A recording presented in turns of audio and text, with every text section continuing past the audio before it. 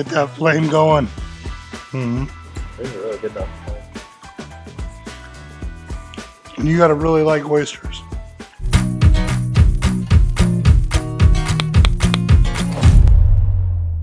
Welcome everybody to Colorado BBQ Boys. One of the standards in Colorado, just because we're so coastal, are these Gulf oysters. And what we're gonna do today is we're gonna char grill or char-broil these. And it's super easy, super fun. We get our garlic butter sauce from Drago's. Drago's actually in Metairie, New Orleans. They had invented this process. So there's a great video on YouTube. Drago's actually sponsors it. They do it in their kitchen, and they show you exactly how to do this. But I just figured I'd try to show you as well, just at home. And one of the reasons I say that is because I did watch their video. I liked their video that they're not holding anything back. They're not keeping any secrets. But I thought I would do it my way because I'm just watching it. And I realized that their way is the way. So I'm going to try to recreate that for you. If you've never shucked one of these oysters, these Gulf oysters are really quite simple to shuck. Get a good shucking knife. These, you want to watch them. Make sure that if you press them, they're holding tight. If they start opening up or if they're prematurely open, they're probably not a good one. It's probably something that's dead and you don't want to eat that. Or it has a little bit of gap and you're pressing it. You can see some bubbles. That's a bit questionable. We get these from our local grocery store. They were $1 each. We bought the last 2 dozen they had. So that's what we're going to be doing. So yeah, like I say, we just kind of press it. Everything's firm. Everything's looking good. So you go back. What I used to do was I would go in to these lip side and crack it open from there. And that was definitely not working for me. Or it worked, but I was breaking a lot of shell and I had to do a lot of rinsing and cleaning. So I do use this protective glove and just a towel here to keep it from slipping. You want to take that shucking knife and put it right in the back of that hinge area. And you'll kind of wiggle it and move. And you can see right there, it just popped. You can feel it. You kind of do that. Wipe my shucking knife off. Put that edge underneath that top shell. Cut that little foot, that tendon on there. See, that comes out clean. Take this and just follow that oyster on the bottom. Cut that again. And what I do, just I'm sitting here at the sink, is I will just drain that liquid that's in there, and that gets all those little shell pieces and all those broken little points off. It's inevitable you're going to eat some of those. Nonetheless, try to get what you can out. So I'm just going to kind of keep running through this. Again, that hinge side, wiggle it, feel it in there, twist. And this one, I just had this one break completely on the bottom. So, nothing to worry about. Just work it, get it in. Still going to do that same thing. Got that little foot, that tendon. I just drain it off and then throw it on my plate and get everything ready for the grill.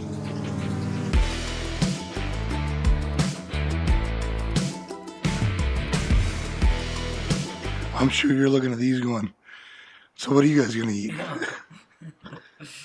2 dozen, and I think I only ate 6 or 7. Yeah. They come out about as gourmet as you could imagine. And you think that somebody put a lot of time and effort into seasoning them and really babying them. Really not. Yeah, the only time I've been able to eat trout and really actually enjoy it is right there. Like, especially ice fishing. You can have your little grills set up and cook it within minutes of it coming out. And it's wonderful. But I've told everybody, I'll bring fish down off the mountain. It's 3 hours old. And it's freaking fishy. Yep. Oh. I know there was multiple kinds, huh? And this is actually kind of the fun part. Because we're going to see the fires coming up and, you know.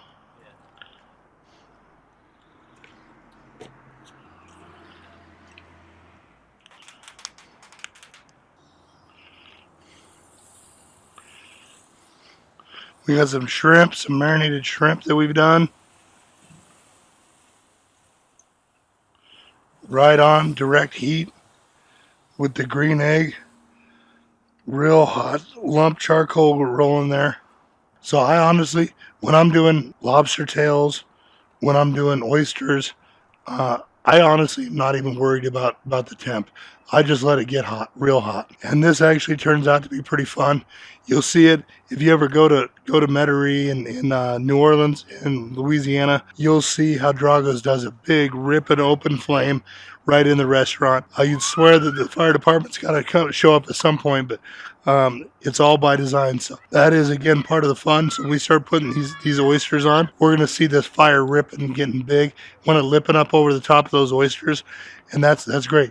Now the thing that first time I ever did this, I thought I knew better than them, and I wanted to kind of watch them and cook them and make sure they were very well cooked. They get cooked fast and furious. It only takes a couple of minutes on this grill. All right, so I'm gonna start putting these oysters on, and I'm gonna do it by hand until it gets too hot. And you can see I'm leaving a little space between them, and I'm doing that actually by design because I do want that flame to come up around it.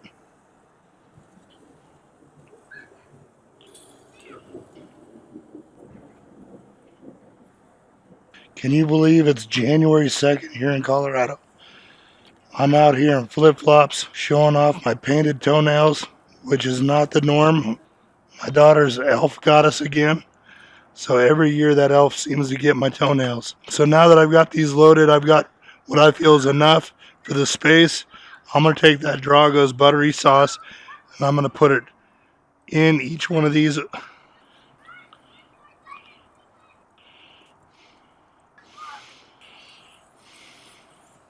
Some of that butter got on the flame, which is exactly what we're intentionally going to do here in a moment.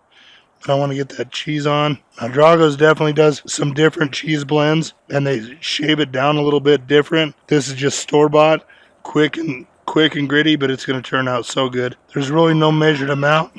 It just always turns out.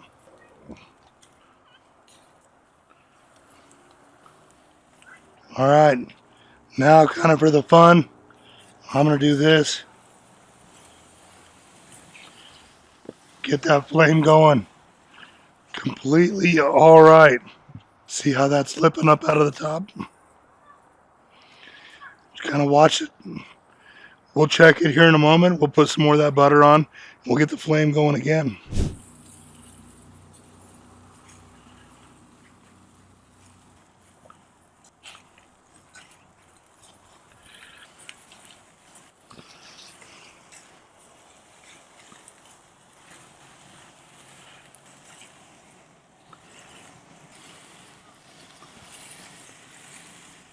I wasn't paying too much attention to the cheese.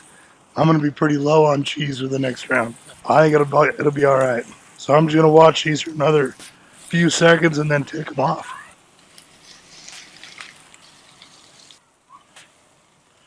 Well, you can really hear them sizzling. Sounds good, looks good.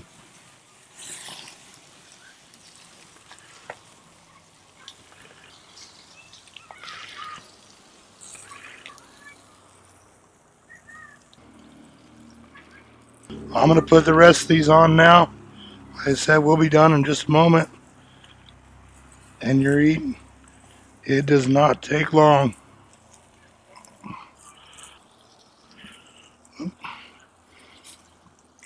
Zach, I'm really excited for you to try these.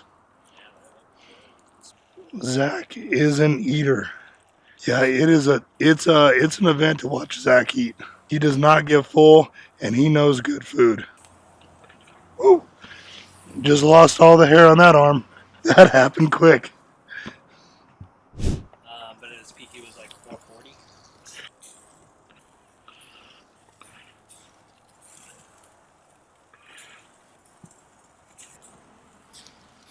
All right, one last little sear.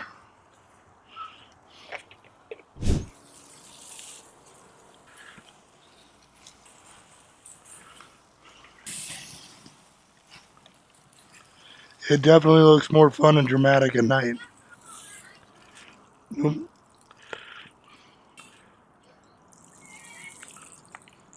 All right, Zach, let's go eat them. Honey, you want to grab Quinn? So Zach, since we took these off first, they're going to be a little more cool than, and you can definitely do them that way. That's how we've done them in the past. But I even like going like this and scraping that cheese off. Oh, okay, that's what it is. See, and I don't know if you agree with me or not, but you know the big ones that we did last time, those East Coasters. There's not that sweetness to them, Okay. Yeah, or at least my opinion. Mm-hmm. These are really good though. And these are just quick, kind of little one biters. The other ones were like this whole thing was the oyster, like the muscle part. And you got to really like oysters because you were chomping and chomping and chomping on them. And I like the more of the chard on these. Those other ones were so big, and the shells on them were so thick. And it definitely took them a lot longer to cook. Bigger. How do you decide how long to cook them? So these guys are like a couple minutes. Just kind of went from feel based on doing this a few times. Just kind of watched it and went off feel and kind of the way it looked. Me, where I've never done them. Smaller, 1-2 minutes. Bigger, 3-4 minutes. No, those bigger ones, we were running those for about 6 or 7 minutes. Oh, okay. Like considerably more. Okay. And every once in a while you still get a little bit of that shell, but I think it's thin enough that... I think next time I'll try making them. See if my smoke. You gotta say, and if you need an open flame, it's right here. And I do like these because they are quick.